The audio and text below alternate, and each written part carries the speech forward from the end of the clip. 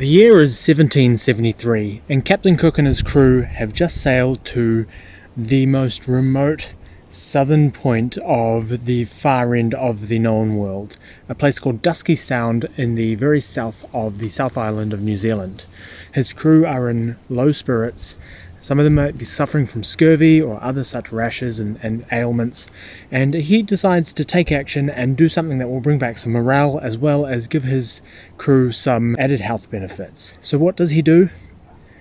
He makes New Zealand's first ever beer. For our country's flag I sailed, the wind all in our lee way. We braved the guns of Canadian French to chart the Lawrence Seaway. Soon the king had honoured me, and he gave me my command, and I sailed for him the southern seas to search for an unknown land. Captain Cook was a renowned explorer and is credited for discovering many places in New Zealand that he would then name to throw you off the idea that he might be sexually attracted to the same sex. I'm just kidding. These are jokes. Even though he may have had something going on with his boy in the crow's nest. Oh! Good head! Good head at the top. Good head at the top. I mean, we not starting off like this, bro. For what he named after that kid. Now, what Captain Cook brewed isn't necessarily a beer by, I guess, any standards. It was a molasses wort, so molasses was the main sugar rather than a grain or a malt, and he flavoured it with two ingredients from the native New Zealand forest where I'm standing right now. One of them was the leaves of what he was calling tea tree, which is known as manuka, which has a... Actually, I don't think this is manuka. But he used that to make tea, which he said was quite flavoursome and very pleasant. Of course he would say that. He was promoting his world tour. And the other tree that he used was something that he believed was a relative of the American spruce, which is rimu. So what we're going to do today is gather these three ingredients that Captain Cook used to make his beer and recreate it for ourselves to see what exactly it tasted like and why his crew were so raving mad about it. So I'm just up here in the forest above my house finding the second ingredient, which is manuka.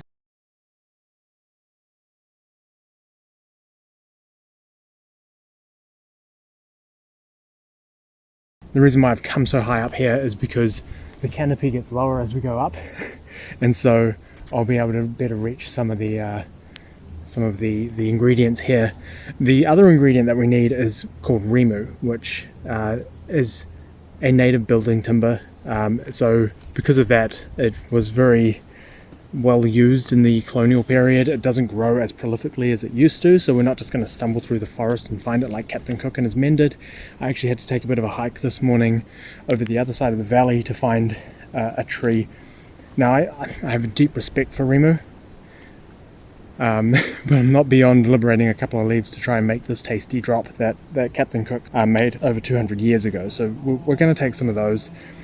It doesn't say exactly how much to use of the branches, just that you make this concoction by taking manuka and the spruce leaves or branches, boiling them for 4 hours over a flame until the wood is soft and the bark falls off, straining it into a cask with equal amounts of water and then a portion of molasses. Now the exact measurement he gives is for 60 litres of this concoction, which means we'd have to start with 30 litres of this tea, this rimu manuka tea. You'd add 10 litres of molasses, which seems like a lot. If we break it down, I'm going to make 15 litres, so that's 2.5 litres of molasses to 15 litres of liquid, which would give you quite a high percentage, quite a high ABV. I don't have the exact maths worked out yet. We'll figure that out when we get to that point, but I feel like it'd be around 6 to 7%, which is pretty high. The other thing about this beer is that it's ready to drink within 2 days. Molasses is a fast fermenting sugar, and so we'll see if it is ready. I'm probably going to let it go for 3 or 4 days before I bottle it. There could be a lot of unfermented sugar left over. These are one of those drinks like ginger beer, the non-alcoholic ginger beer, that you want to drink pretty quickly because it could become a bottle bomb. So we'll see about that as well. But come with me, we'll find some manuka. I found some fantail friends just before, just flying around. So that was pretty magical. They're pretty cute. They've buggered off now because I'm away from all the bugs down in the gully. So yeah, let's find that elusive manuka. You know, it's not a very common. Manuka's everywhere, so that's why it's easy to find. That's why I'm just in my backyard. Some cars are just so loud.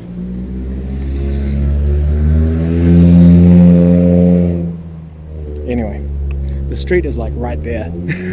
This is such a steep, just right above the street there, and you can see all the manuka behind me. These very dark, small needles and leaves. So after a bit of climbing, I've made it to this manuka glade that we have up here. It's a really lovely spot. You get lost up here for hours, literally. And above me, you can see we've got a whole ton of adult, matured manuka trees that are prime for the picking. But if you remember my manuka mead video, it's not an easy task getting up these trees because they're so slender. There are some pine trees here that I could piggyback off, but just on the edge of this glade there were some more younger trees that are a little bit lower and have more branches because they're growing outside of the canopy, so they're making up more of that room. You can see that one there, for instance. So got my paper shopping bag, got my pruners with no spring. I'm gonna go and liberate some branches from there as well to use in this concoction. The funny thing about this recipe is that its main health benefit was quoted to be a cure for scurvy, but with the spruce beer from North America that was popular in the 18th century, the way it was made, it totally denatured the ingredients. So it killed any of the vitamin C that was left in those branches by boiling them for hours on end. So I can't really hand on heart say this is a health tonic like what it was mainly made for, but it certainly is alcoholic, and it certainly will have those effects. So from a morale basis, definitely would be helping people feel a little bit better if they were stuck in dusky sound. While collecting the manuka, I came across some very large stag poos, and late March to early April is the rut season for deer in New Zealand. So this made me a little bit nervous, given that it was almost Easter at this time, and I decided to gap it out of there with what I already had in hand. And then that same day I started working on the wort with the ingredients still fresh from the forest. So I basically got a giant pot of water and chucked in the manuka and the rimu in equal measures and boiled them for several hours in about, I'd say, 7 or 8 litres of water until the bark on the little strips of branches that I had began to peel away, and the leaves themselves had become very discoloured, and the water had taken on a very tea-ish flavour from both the manuka and the rimu.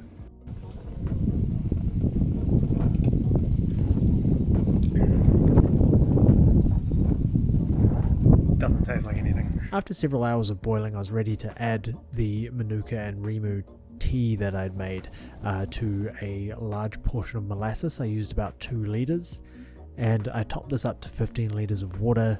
The way I did this was I added the concoction that I'd boiled with the leaves, the foliage, by straining it out through a sieve, and then topped it up so that it was a total of 15 litres with cold water.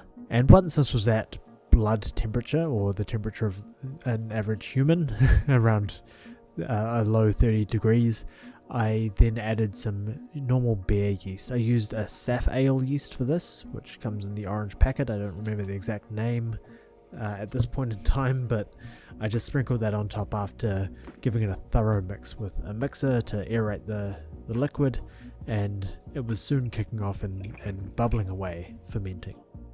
So I bottled these up about a week ago now, and then I left them for a couple of days. The fermentation had stalled, so these are sitting at 1.070, I think, from memory, or maybe 1.080. There was a lot of foam, so I couldn't see the exact measure, but then they stalled out at around 6% alcohol, or ABV. They could have gone all the way up to 8, I believe, from where they were, or around about. These are just rounded numbers, but they stalled out. So over the course of the Easter weekend, I think it was Easter Monday, they should have been ready to bottle. I waited till the Wednesday to bottle them, and then by the following Sunday, my wife woke me up that morning and said, "I heard one of your bottles explode."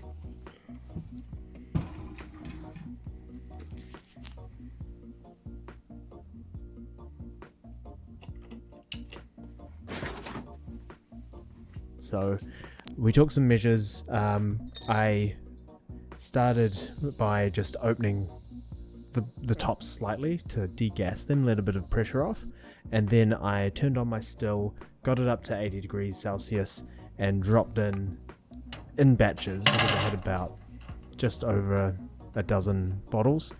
So I just dropped them in groups of 6 or 7 or whatever, and just left them in there for 10 minutes and then took them out.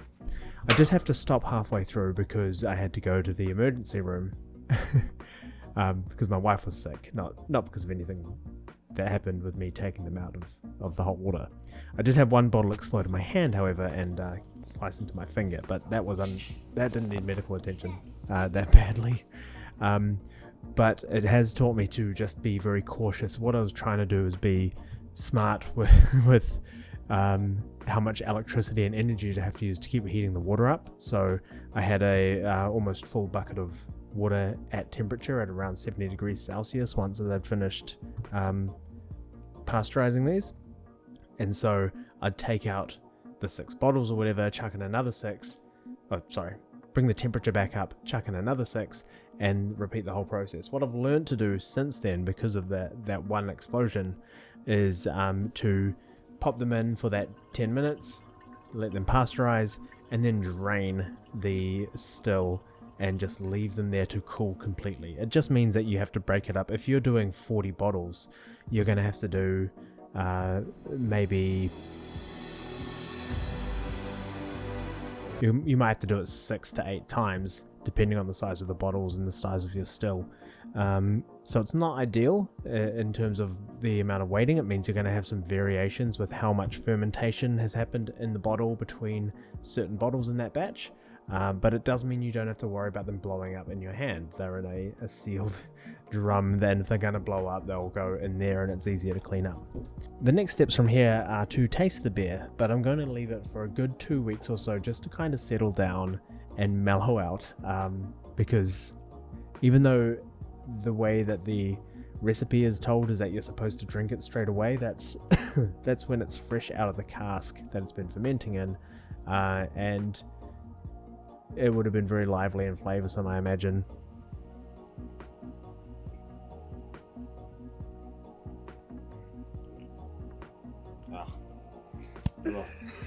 So gross. Because of the process these guys have gone through with pasteurization, and I feel like I've stressed out the yeast and the flavors. I just want to let it all mellow out and settle before I crack open one of these bottles. And because I was sick on Easter weekend following the beginning of this process, and all I do when I smell this beer is I associate that with how I felt when I was sick. So I just want a bit of a break to mellow out, and then we'll get back into it. It's been about a month, maybe a bit more, since we bottled this brew. Fingers all healed up. It's been a long while. I apologise about the mess. We're talking about this stuff behind me, of course, not me, although that is valid. I've been building a new kitchen, so that's kind of why there's been a big gap between bottling this thing and getting to taste it. And plus, I don't think it would have done it any harm to let it chill out for a bit in the bottle. So here we are. We've let it ferment, we've let it bottle condition, had a few explosions, but now we're at the tasting phase for this beer, and it's poured very much like a Guinness, but not as deep dark. It's got a very brown colour to it, like sewage water, but it definitely didn't ferment out dry, as you saw, but that means it's got a lot of residual sweetness. Now, molasses sweetness is different to sugar. In many ways, it's probably closer to the sweetness you get from malt extract. So to make, I don't know, a nice flavour, it should be around 5 to 6%. I'm just not sure about the bits of tree that we boiled in this. So this is the first beer brewed in New Zealand, way back, 200 years ago, by Captain Cook for his crew. They all said it was amazing. They were all singing its praises. Every attempt to remake this in modern day brewing circles has been a failure. People have said it tastes gross. So let's see if we did it.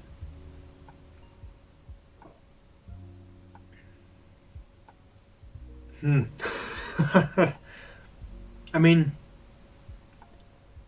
it's actually not too bad. It's definitely a savoury beer. And I say that, and you don't want. It's not a thirst quencher. It's not something you're going to smash back. It's something you want to take slowly, maybe on a cold winter's night, like with a Guinness, or a stout. Just sitting back and by the fire and having a thick mug of this. I'm not going to say it's terrible, but it doesn't taste like beer. It's missing that malt flavor in your mouth. I'm picking up a slight bit of not Remu, of Manuka, because Manuka has I want to say a peppermint, like when you drink a peppermint tea and you get that mouthfeel. It's not so much the peppermint flavor, but it's the freshness. It's really hard to explain, but that's kind of what I get from this. When I got the flu, because the weekend I made this, Easter weekend, I got struck down with the flu, and I had this fever dream about, because I'd taken those Rema branches from a place I probably should have been taking branches from, but it was just a couple. The tree's fine. But I had this dream that I was lying on this Manuka branch, kind of like in a Jesus-esque crucifixion pose, and people were ripping the branches off me, and it was ripping it out of my flesh. Oh, it was manic. But I explained this dream to my wife, and she was like, oh, Manuka's good for breaking a fever. So she made me Manuka tea with the leftover Manuka branches that I had lying around. And I'm getting that same freshness from this. It's almost like without the taste of mint, the feeling of when you've just brushed your teeth and you've got cold. It's cold, but it's not mint. Do I taste the Remu? I don't know. As I was making my kitchen, I've been sanding Remu floors, so I've been getting nothing but Remu sawdust in my nose, which has a distinct scent, and I'm not getting that.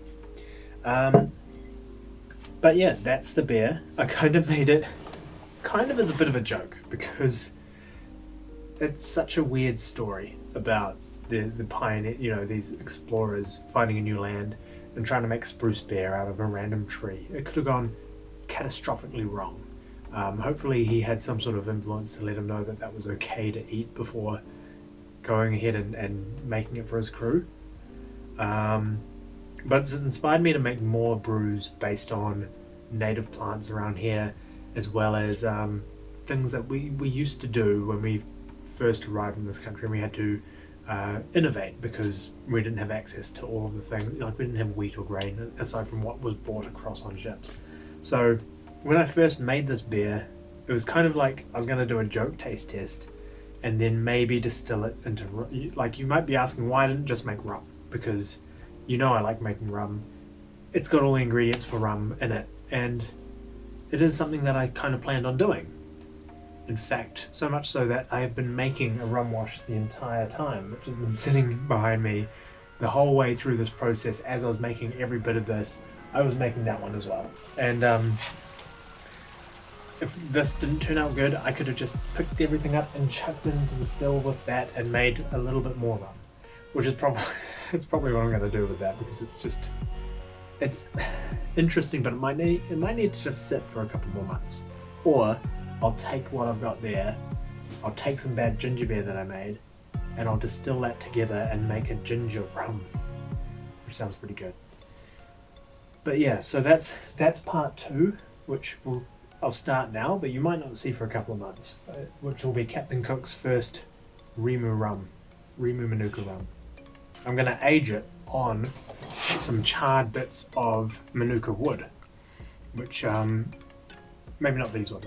I might make new ones because these have been sitting in a few different concoctions already, and I don't want that to taint what's going on there. So that's been the video. I hope you've been entertained or informed, and if you're interested in seeing what happens with that stuff, or seeing some of the other things I'm concocting at the moment, because I have a few ideas of what to do next, and it's very exciting, then please stay tuned.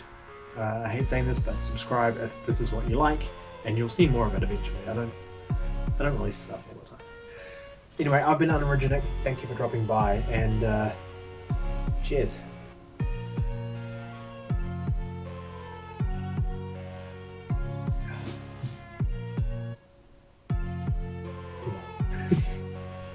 It's a bit salty. I love everything. Fire spreading all around my room. My world's so bright, it's hard to breathe, but that's alright. Hush.